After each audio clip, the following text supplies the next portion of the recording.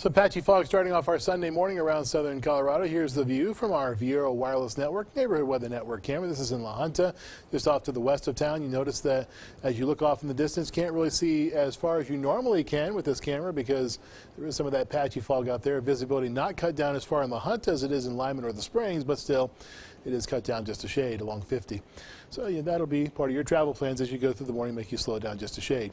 72 is the high today in La Junta, 70 in Pueblo, 65 in the Springs, 70 in Canyon City. As we go up to the high country, temperatures are going to top out in the upper 50s to upper 60s, 57 in Leadville, 67 the high in Salida. Zooming in now to plains areas, other cities out in the plains, 64 your high today in Sheridan Lake, 67 at Holly, 68 in Eads, 72 at Ordway, 72 also at Rocky Ford. Up to the Pueblo region we go. Temperatures here topping out in the upper 60s. So right around 70 degrees on the Riverwalk downtown and also at Pueblo West. 70 your high today in Penrose. And as you head up into the mountains, temperatures are pretty similar to where they're going to be in town. This is one of those features that we sometimes see this time of the year where temperatures in the high country are about the same as they will be as you head into areas that are in lower in elevation. 69 your high today in Colorado City.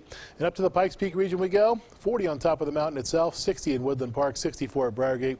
63 your high today in Falcon. Upper 60s in the southern part of the county in Hanover and also in Fountain.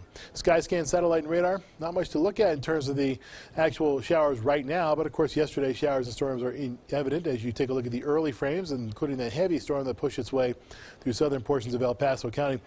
The storms this afternoon, you notice as you look at the skycast, won't be quite as heavy, at least not in El Paso County, but there is a possibility for some small hail once again to be attached to some of those storms, with temperatures in the middle levels of the atmosphere being fairly cool and not being all that warm even down towards the ground. Skycast is also going to call for additional showers as we go through on Monday.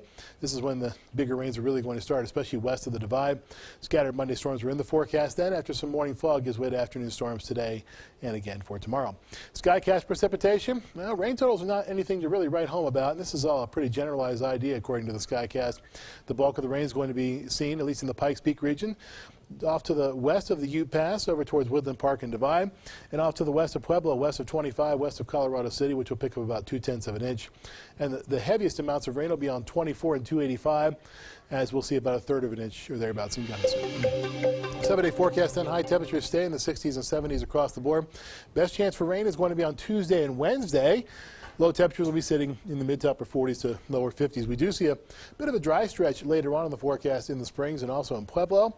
You see what happens with your temperatures. They top out near 80 by next Saturday after they're sitting in the lower to middle 70s at first in the early portion of the extended forecast.